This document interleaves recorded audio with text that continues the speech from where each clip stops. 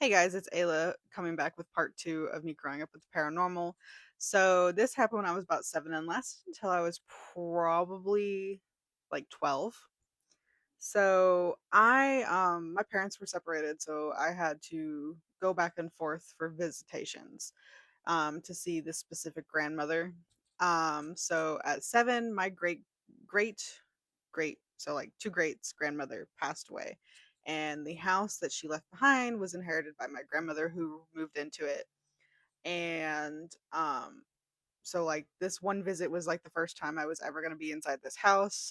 Um, my I think it was my yeah, I think my grandmother is the one that picked me up and was like, "Hey, just so you know, like I moved in the time that I last saw you. So we're not going to where we normally go." And I was like, "Okay, cool, whatever." I was 7, I didn't care. On the ride to her house from being picked up, I fell asleep. And in my dream that I had while on the way to this house, I we pull up in my dream to a house that's a brick house. You walk in, to the left is a eating area, and off towards like past it is the living room, and then like the bedrooms and stuff like that.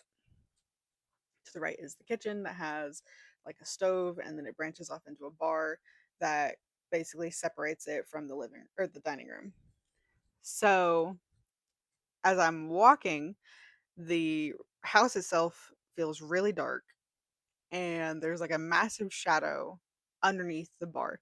Like you cannot see underneath the bar. And I just instinctually was like, something's wrong with the bar.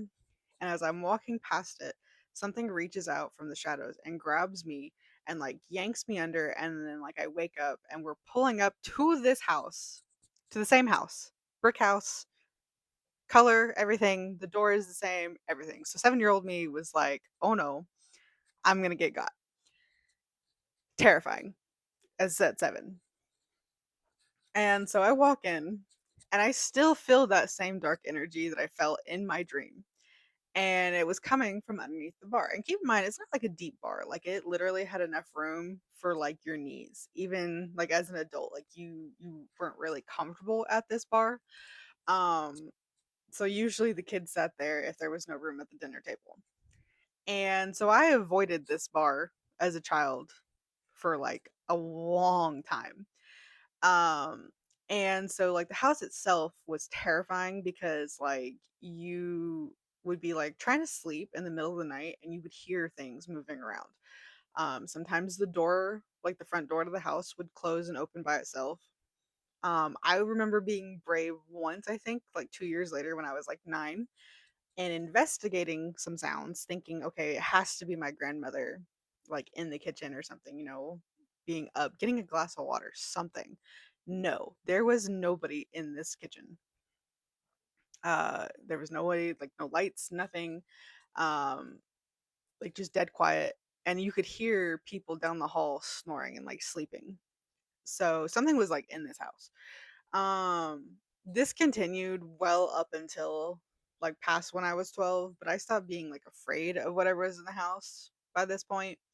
And I don't know like what caused me to stop being afraid. I don't know if maybe it was just because it left me alone and hadn't like off me like it had like done in my dreams. I was just like, you know what, we're fine. We're not gonna, you know, get get eaten by whatever demon is underneath the kitchen counter.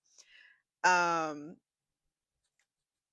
but yeah, so that would be one of the bigger paranormal experiences I would say I had. Not overly terrifying, but like at 7, you got to think about how creepy that was to like have a dream about a house you have never seen before, only to pull up to it and be like, well, this is where my life ends. Like, I'm just saying.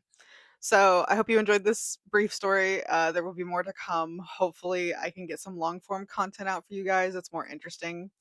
I'm still working on writing up a script for just like anything. I have to figure out a topic. I have so many. So like my little ADHD brain is like, which one do we pick? Um, I might do a poll to see what people would be interested in. But thanks for listening. Have a good one. See you next time.